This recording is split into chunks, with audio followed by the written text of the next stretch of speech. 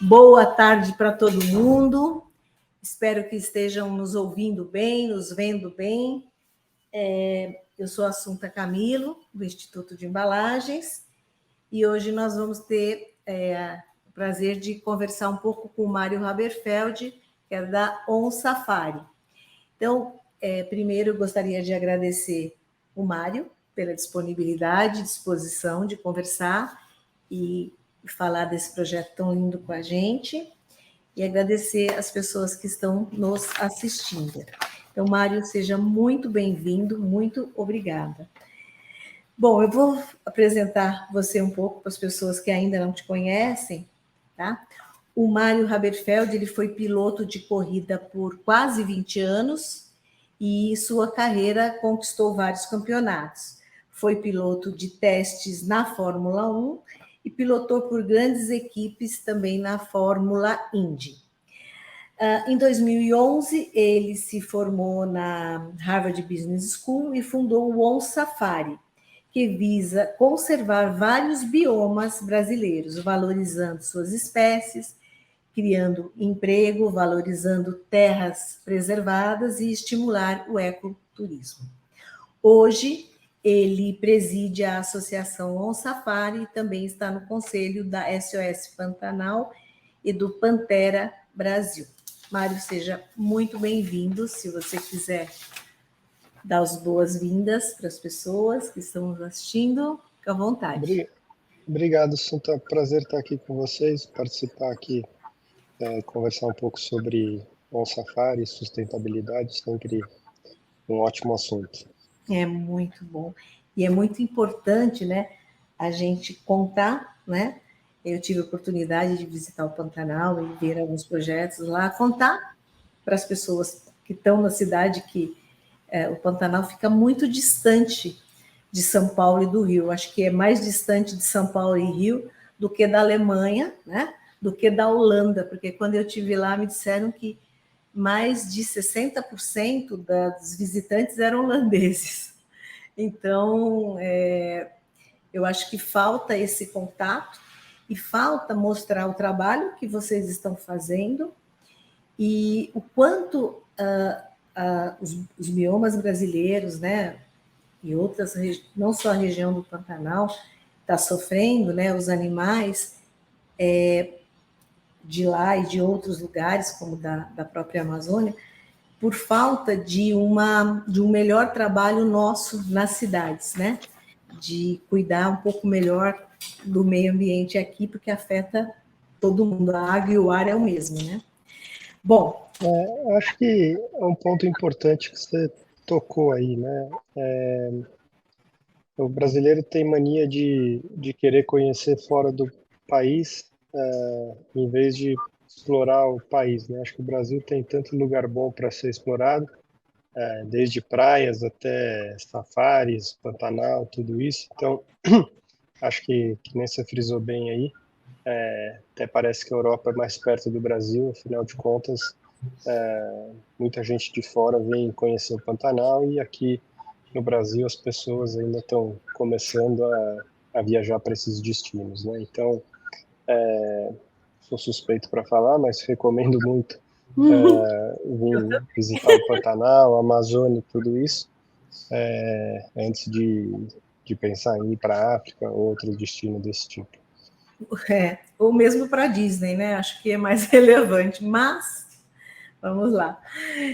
Bom, primeiro, né, eu queria que você contasse um pouco da questão até pessoal, né? Por que você trocou as pistas de automobilismo pelos felinos? Bom, acho que eu sempre tive essas duas grandes paixões, né, que era o automobilismo e a conservação. Eu corri por 20 anos, achei que já estava no momento de mudar de ramo, fazer uma coisa diferente, e uma coisa com um propósito muito maior, né? Afinal de contas, eu acho que o que a gente faz no Safari, quem vai ver o resultado realmente são as futuras gerações. Eu não sabia muito bem como fazer isso, né? Eu corri, como eu falei, desde criança, por 20 anos, mas para trabalhar com conservação, não sou veterinário, não sou biólogo, cientista, nada disso, mas tinha uma grande vontade de fazer. Como eu acabei de criticar aqui, eu sou um desses que conheceu a África antes de conhecer o Pantanal, então fui muitas vezes para a África desde pequeno e conheci um pouco o Pantanal, mas queria ajudar os bichos no Brasil. Então resolvi tirar 2 anos aí depois que eu me aposentei das pistas, viajar o mundo inteiro, ver praticamente qualquer animal que eu acho que você possa imaginar aí, pelo menos dos Hum. mais conhecidos, de urso panda, tigre, urso polar, gorila, todos esses animais na natureza, e ver o que estava sendo feito para salvar eles. E com todos esses aprendizados, foi que eu voltei para o Brasil e fundei o OnSafari em 2011. Nossa, é uma coisa linda.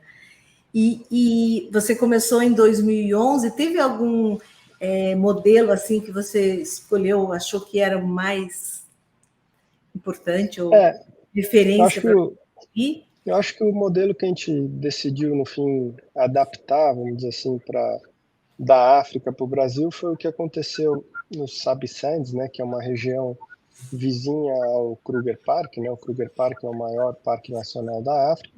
E o que aconteceu lá 40, 50 anos atrás é muito parecido com o que diria que acontece até hoje no Pantanal. Então, são terras privadas, onde lá o problema era que o leão, o leopardo, o guepardo predavam os animais de criação, então carneiros e bois e tudo isso, que é muito parecido com o que acontece no Pantanal, onde 95% das terras são privadas, em quase todas essas terras você tem a pecuária, e obviamente com onça e boi acaba que de vez em quando as onças caçam os bois e por isso elas estão tão ameaçadas, vamos dizer assim, no Pantanal, porque em retaliação muitas fazendas ainda matam as onças, apesar de ser proibido de caçar no Brasil desde 67, se eu não me engano. Mas o Pantanal é uma área do tamanho da Suíça, Áustria e Bélgica junto, ainda sobra espaço, então é muito difícil de policiar. E a nossa ideia foi então mudar a cabeça das pessoas, mostrar que uma onça pode valer muito mais viva do que morta. Então, o que fizeram na África lá 40, 50 anos atrás, um cara chamado John Varty, ele resolveu habituar uma leoparda, né? Então, naquela época era impossível de se ver um leopardo na natureza, praticamente como era até 10 anos atrás aqui no Brasil ver uma onça. Então ele pegou essa leoparda, começou a seguir ela por meses, por anos, até que ela percebeu que aquele carro com aquelas pessoas dentro não representava nenhum perigo, né? Aquele carro ia lá todo dia, via ela e depois ia embora. Então, com o passar do tempo, ela se acostumou com aquele carro, a gente chama esse processo de habituação, e parou de fugir do carro. Então, é uma relação neutra para o animal, né? Ele não ganha nada com isso, nem perde nada com isso. Importante dizer que né, a habituação não tem nada a ver com domesticar ou com dar comida e nada disso. E através desse processo ele começou a ver essa leoparda, a leoparda teve filhote, o filhote já nasceu vendo o carro, então, vamos dizer, nasceu mais habituado ainda, e com isso virou o primeiro lugar no mundo onde você podia ver um leopardo na natureza.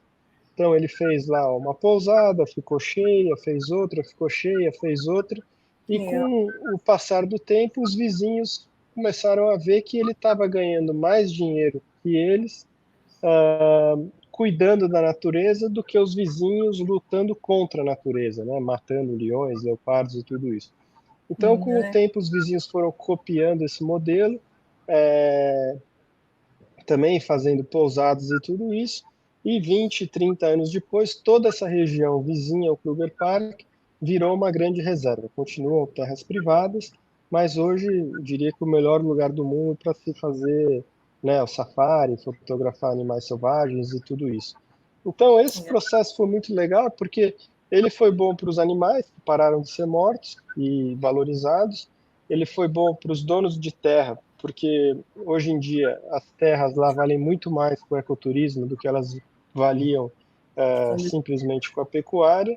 E para as pessoas que moram lá, as pessoas locais, hoje em dia tem um monte de oportunidade de emprego, né? E se a gente trouxer esse modelo, então, agora para o Brasil, né, que a gente fez a mesma coisa, em vez de leopardo, onça pintada, em vez de África ou Pantanal, são regiões remotas, onde só tem emprego para pecuária e tudo isso, então muitas vezes as mulheres acabam sendo, né, deixadas de lado porque não tem emprego. Agora, com o crescimento do turismo, elas têm empregos muito mais qualificados, muitos peões acabam virando guias de safari, Uhum. enfim, a família inteira acaba sendo empregada. Então, essa foi a ideia, como começou o On Safari, né, de estimular o ecoturismo aqui no Brasil através do avistamento de onça pintada, que é o maior felino aqui que a gente tem nas Américas. Ô, Mário, e por que você escolheu o Pantanal? Então, a onça, originalmente, ela existia lá do sul dos Estados Unidos até a Argentina. Tá. Hoje em dia, ela ocupa só metade desse território, né? Então, ela está extinta nos Estados Unidos, no Uruguai, enfim, até no Brasil, onde ela existia no Brasil inteiro, lá nos Pampas, hoje em dia já está extinta. Na Caatinga, Mata Atlântica e Cerrado não está muito bem. Aonde relativamente a gente ainda tem bastante onça é na Amazônia e no Pantanal. A Amazônia, acho que é possível fazer o que a gente faz, mas muito mais difícil, principalmente para começar, teria sido muito mais difícil, porque é uma floresta densa, né? Então você não tem, vamos dizer assim, o campo de visão, né? Você não enxerga longe. Então, para você ver uma onça lá, seria muito mais desafiador. O Pantanal, por outro lado, por ser uma planície inundável, né? Aliás, a maior do mundo, quando essas terras secam, né, por metade do ano mais ou menos, viram grandes campos. Então você tem muito mais lugares para andar e um campo de visão muito maior. Então essa foi a ideia de começar no Pantanal. Tá. E o projeto da On Safari no Pantanal o foco principal é ecoturismo. Então, o safari começou como ecoturismo, né, lá na Caimã Pantanal, que é uma Uhum. fazenda bem grande, acho que um modelo de sustentabilidade lá no Pantanal, uma fazenda que tem aliado a conservação, tem a pecuária, tem pesquisas científicas, tem projetos de conservação, como o All Safari, o Projeto Ararazu, por exemplo. Então, começou tentando desenvolver o ecoturismo lá na Caimã, onde já tinha essa operação de turismo há mais ou menos 20 anos, quando a gente começou, só que era quase impossível ver uma onça, né? Então, através dessas técnicas, tudo que a gente importou da África, hoje em dia, praticamente todo mundo que vai lá consegue ver pelo menos uma, ou normalmente mais onças na natureza.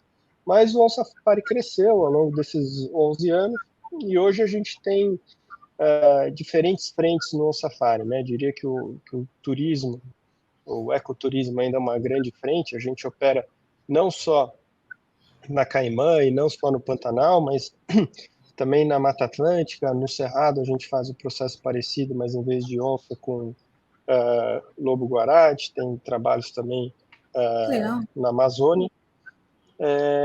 E então o Safari tem o ecoturismo, tem uma parte de ciência, né, onde a gente, enfim, acho que é um pouco autoexplicativo, mas onde faz várias pesquisas e tudo isso com os animais focos que a gente trabalha. A gente tem uma parte social, tem uma parte de educação, uma parte de reintrodução e uma parte de preservação de floresta. Tudo bom. E o Mário? Oi, Mário? Estou aqui, Mário? estou ouvindo. Ah, tá. Não, é que você deu uma piscada, uma falhada, desculpa. Ô, Mário, e quais são os resultados até aqui, né? Você já tem 11 anos, né? O 12, né? Já está fazendo 12 esse ano. Esse ano vai fazer 12. Tá. E quais os resultados, né? Vocês conseguem ter números de, sei lá, se é número de onças que vocês. Então, acho que depende de cada frente, né? Acho que a gente tem focado aqui na conversa talvez mais no ecoturismo. Na Caimã, né, os hóspedes vinham mais ou menos por ano 2 ou 3 onças pintadas, né, durante o ano inteiro. esse número foi aumentando com todo esse processo que a gente fez. Então, o ano passado a gente viu mais de 1.500 vezes onças, então isso fez com que todos os hóspedes que visitaram a Caimã o ano passado vissem pelo menos uma onça na natureza. E aí isso leva à melhoria social, né? Cada vez mais hóspedes vão lá, então, desde que a gente começou, acho que em parte por causa do nosso trabalho, outra parte muito grande pela conservação que é feita na Caimã pelo Roberto lá há 40 anos, mais ou menos, por todo o trabalho que é feito no hotel e tudo isso, aumentou desde que a gente começou mais de 500% a ocupação do hotel. Então, isso gerou Nossa, muito emprego, então tem uma grande parte social nisso. legal. Aí, na parte de ciência, eu acho que tem várias descobertas que foram feitas, principalmente em relação ao comportamento da onça, né? Afinal de contas, que antes do On Safari ninguém conseguia seguir onças por muito tempo, muito menos acompanhar famílias de onça, né? Então a gente tem, por exemplo, a Esperança, que é a primeira onça que a gente fez esse Habituação? processo de habituação, que começou em 2011. Nesse tempo ela já teve 7 filhotes, 11 netos, acho que 3 bisnetos. Então a gente vai Nossa, acompanhando toda a família, ver como os machos se dispersam, as fêmeas, enfim, acompanhando que legal. grande parte disso.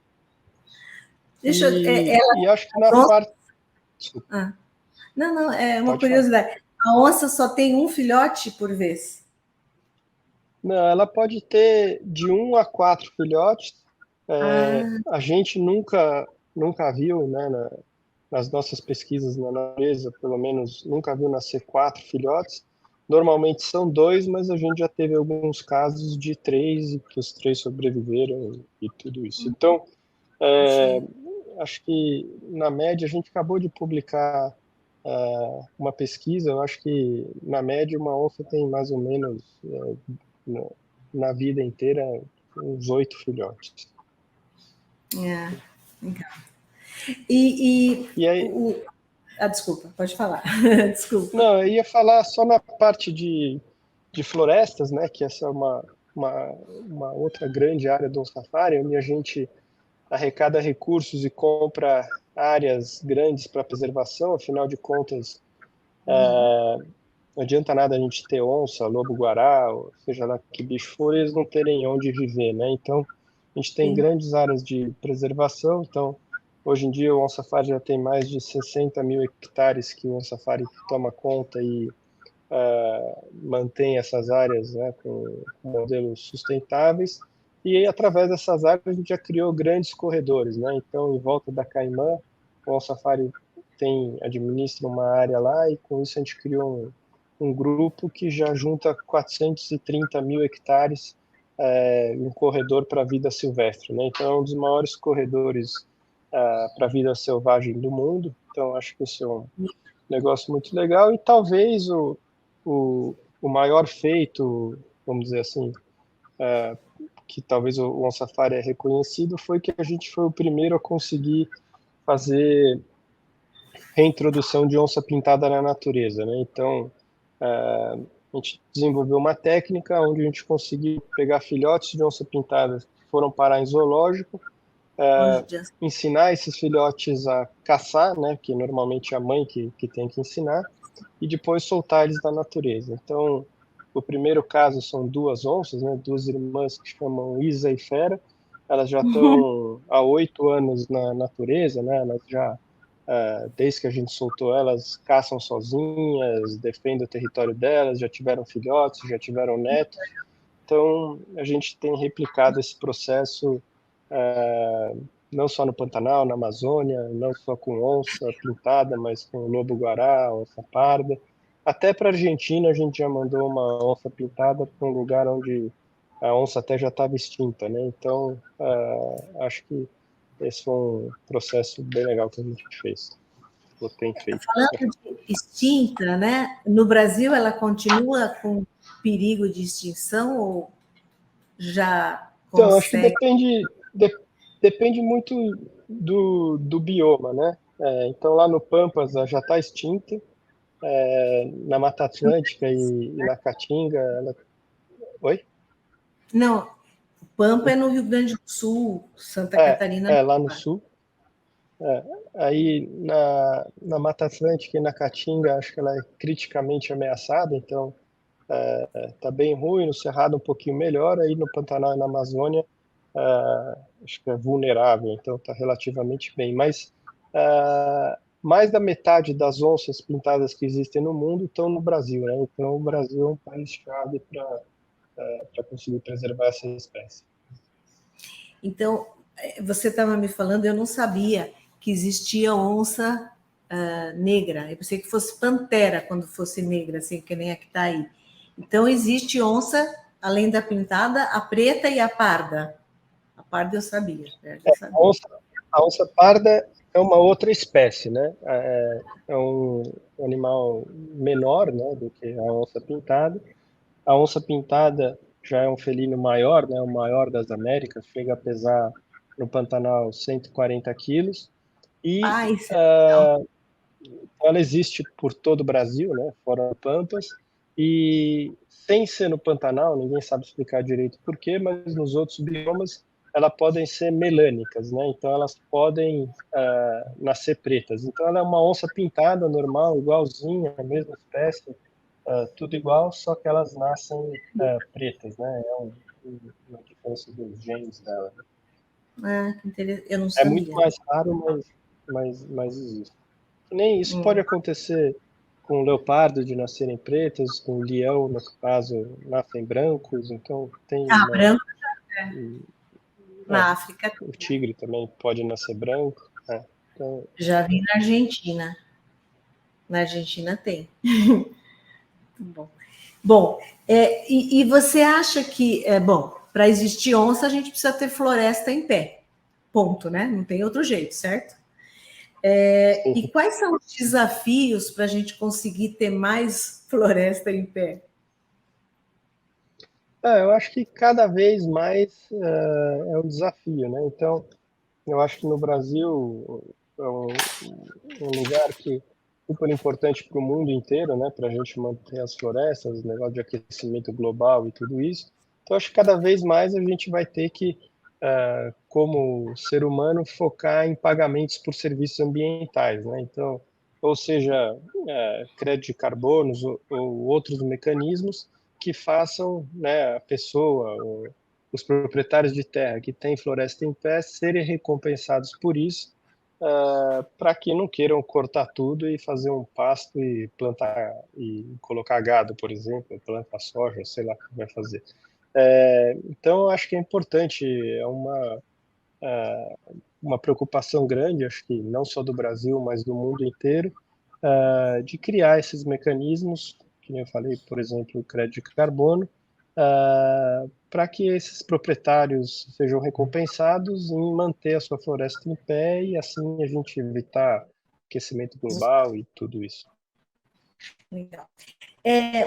O projeto hoje, além de cuidar das onças, ele expandiu, né, para a questão de educação, ciência, na parte social também, né, de educação das pessoas, né, que estão, Sim, da que parte vivem. então, essas pessoas que vivem, né, a gente trabalha, acho que quase que 100% em áreas bem remotas, né, então, onde as pessoas não têm muitas oportunidades, então a gente costuma ir fazer palestras em escolas e tudo isso, e mostrar para as pessoas a importância da conservação, das crianças, para eles valorizarem onde eles vivem. A gente leva as crianças para fazer safaris e ver uma onça pintada de perto, até mesmo peões que sempre trabalharam com o gado e veem a onça pintada como a grande vilã. A gente leva para fazer safari uma vez que vê uma onça de perto e vê que é um bicho como qualquer outro e merece ser preservado, acho que a gente começa a mudar a cabeça das pessoas. Então, é uma área de atuação que vem crescendo dentro do Safari e uma área muito importante, né? Afinal de contas, a preservação é sobre pessoas, né? Porque se não tivesse pessoas, não não precisaria fazer conservação. Então, acho que tem que sempre envolver todo mundo, e isso que me atrai muito no ecoturismo, né? Que é uma das únicas ferramentas, vamos dizer assim, onde todo mundo ganha com isso, né? Não é que alguém sai prejudicado. Isso é muito legal. E vocês estão expandindo, Mário, para outros biomas do Brasil, por exemplo, a Amazônia, né? Vocês têm alguns outros Então, projetos?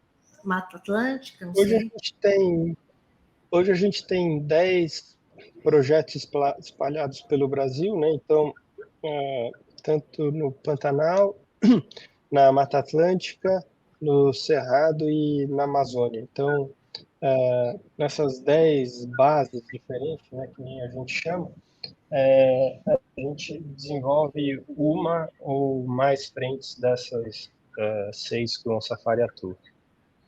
E aonde a Mata Atlântica, em que lugar mais ou menos está na Mata Atlântica? Que estado? A gente, acho que o principal, os dois são aqui em São Paulo. Um é no Legado das Águas, que é uma reserva da Votorantim. Fica mais ou menos 2 horas de São Paulo. É a maior reserva privada de Mata Atlântica do mundo, né? Então, fica 2 horas aqui de São Paulo, no caminho que vai lá para Curitiba, Regis Bittencourt, se não me engano. É um lugar fantástico, são Como um chama? pouco mais de 30, chama Legado das Águas. Então, Mas é um lugar que as pessoas podem visitar, não? sim, então, é uma reserva de mais, se não me engano, mais de 30 mil hectares, quase inacreditável que tão perto de São Paulo. Você chega lá, parece que você andou 2 horas de avião, sabe? Porque tão preservado que é.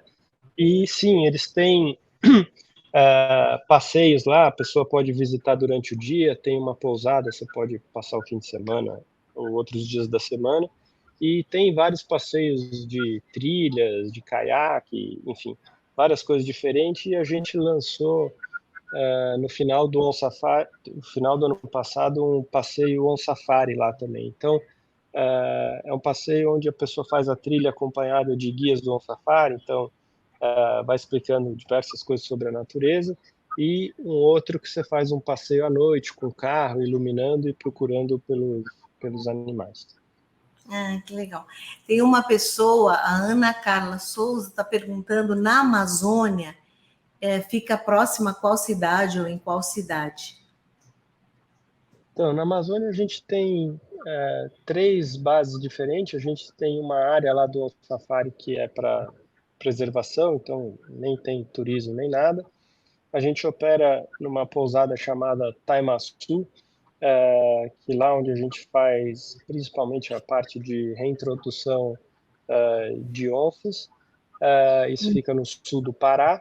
E a gente tem uma pousada que a gente trabalha, que chama Anavilhanas, que fica para de Novo Airão, então relativamente perto de Manaus. É uma pousada super linda, então tem trilhas e tudo isso, um lugar super bom para conhecer a Amazônia. Ai, que lindo. Muito legal. Esse eu ainda não conheço. Eu conheço só Manaus e Presidente Figueiredo. E tinha, eu não vou lembrar o nome do hotel também, que estava na beira do rio lá, que a gente visitou. Eu não vou lembrar agora, mas não foi em uma reserva desta natureza. Legal. E uma outra. E no Cerrado é onde? É Goiás? Ou é Mato Grosso? O Cerrado é uma pousada que chama Trijunção. O motivo que ela chama Trijunção é porque dentro dessa área junta Minas, Goiás e Bahia. Então, Nossa, é bem. Tá. é facinho de ver no mapa onde que é, né? O melhor caminho para chegar lá é por Brasília. Mas lá é onde a gente começou esse projeto de habituação com o lobo-guará, né? Então, diria que é um dos únicos lugares, se não o único do mundo, que você consegue ir fazer esse turismo de natureza e ver lobos 100% selvagens de um carro, né? Então, é bem interessante. Com certeza. Bom, é, Claro que você, há 11 anos nisso, né, deve ter vivido algumas situações inusitadas, né, imagino. Você percebe, Mário, essa questão da degradação do meio ambiente, né? Está afetando diretamente as áreas de floresta, e isso é um problema global, né? Você vê Eu acho, algum eu acho que jeito da. sim, eu acho que falando em degradação do meio ambiente, né, a gente, acho que as pessoas enxergam muito o desmatamento, o corte da floresta e tudo isso, né, mas isso gera grandes problemas, né, que talvez as pessoas não estejam conscientes. No próprio Pantanal, a gente tem um lugar que chama Alagados do Taquari, que o que aconteceu, tinha um rio muito grande, o rio Taquari lá no Pantanal, e com o desmatamento que foi acontecendo no Planalto, né, ou seja, o Pantanal é uma grande bacia, todos os rios se formam no Planalto e entram, né, para o Pantanal. Tá. Com o desmatamento que acontece no Planalto, né, o solo começa a ficar mais frágil, então o solo começa a desmoronar, formam esses grandes buracos, né, que se chamam vossoroca, e toda essa areia vão parar no rio. O rio corre rápido no Planalto, a hora que chega no Pantanal, o Pantanal é uma planície, bom, uma planície super plana, nem sei se pode falar isso, mas é um lugar super plano, e o rio para de correr rápido. Com isso, os sedimentos se acumulam no fundo do rio. E nesse lugar, há 20 anos atrás, o que aconteceu é que foi tanto sedimento para o fundo desse rio, que o rio ficou tão raso que ele saiu da caixa, né, vamos dizer assim, e alagou uma área de mais ou menos 600 mil hectares. Ele saiu do leito dele. Então, foi um enorme desastre, né? Acho que pessoas que tinham fazenda nessa área perderam todo o gado praticamente do dia para a noite e talvez, pior que isso, perderam a fazenda que inundou há 20 anos atrás e continua inundada até hoje toda essa área. Então, quando a gente fala de cortar a floresta e que o oxigênio e tudo isso, isso realmente é um grande problema, mas é um dos problemas, né? Aí chove menos, cada vez mais a gente tem grandes incêndios, tem ocorrido cada vez mais no Pantanal, então a gente precisa tomar cuidado para não chegar num ponto onde não tem mais volta, né?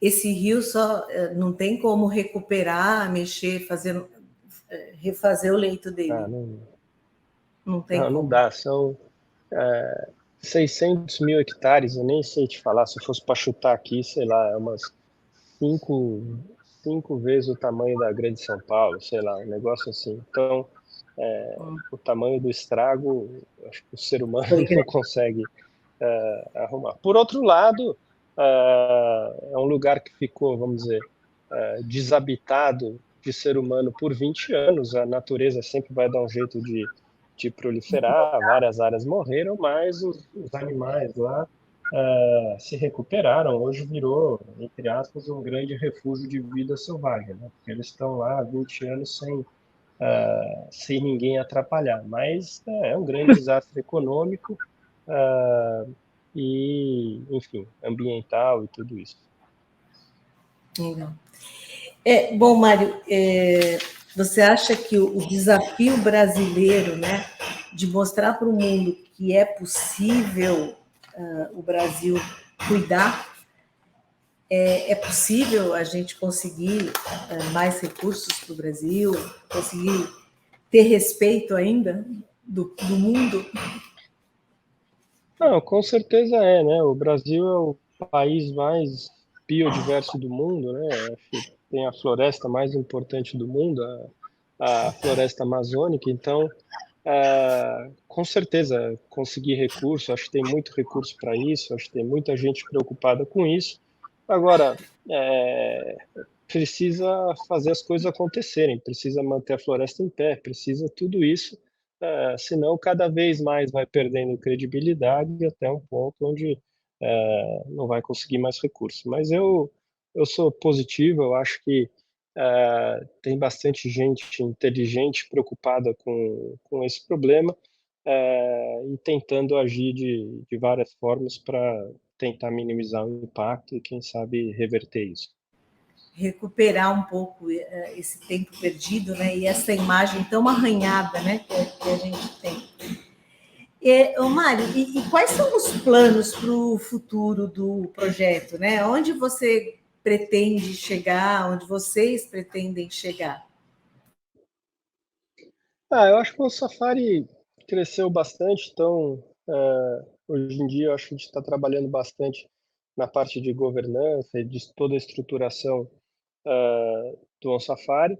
Eu acho que a gente tem 10 projetos bem, vamos dizer, bem redondos pelo Brasil, que a gente está cada vez melhorando mais. Eu vejo um grande desafio nessa parte de compra de áreas e criação de corredores ecológicos. Então, eu diria que, principalmente esse ano, a gente está focando bastante nessa área de aquisição de novas áreas importantes para a preservação, né? Então, a gente sempre busca áreas que estão preservadas, que estão sobre algum grau de ameaça, né, de ser desmatado, por exemplo, e estratégicas no sentido de que, comprando uma área, vou falar pequena, mas pequena em relação à Amazônia, em relação ao Pantanal, podem se juntar a pessoas que pensam parecido, que têm outras áreas, ou a parques nacionais, estaduais, terra indígenas, que sejam, para criar grandes corredores para a fauna de preservação. O Mário, a Ana Carla perguntou se todos os projetos de conservação que o OnSafari desenvolve são ligados ao ecoturismo.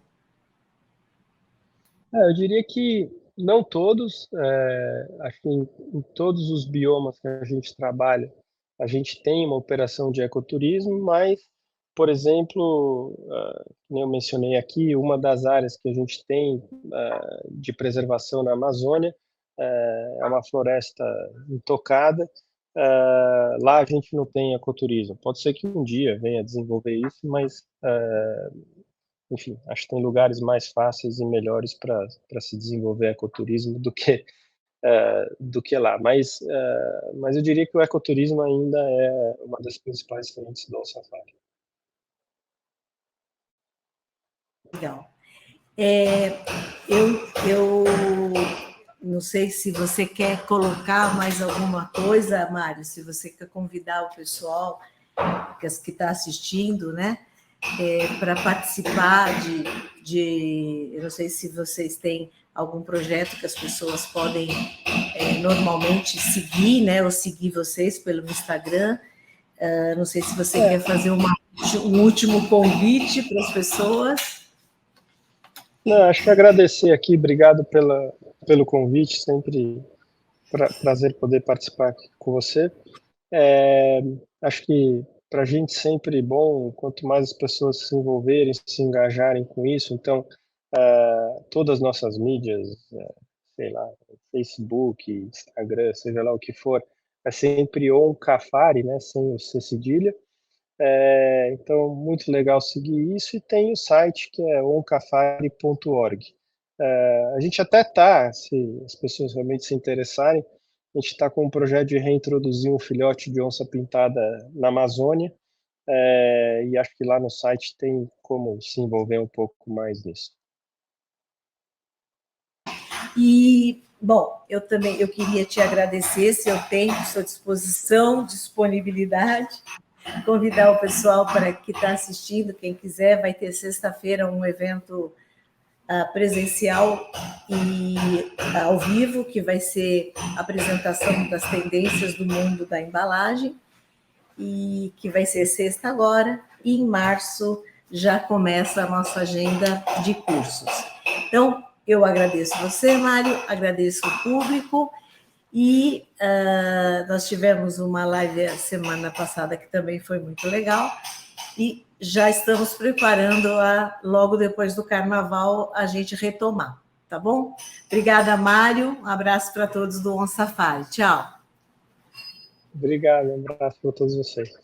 Tchau, tchau.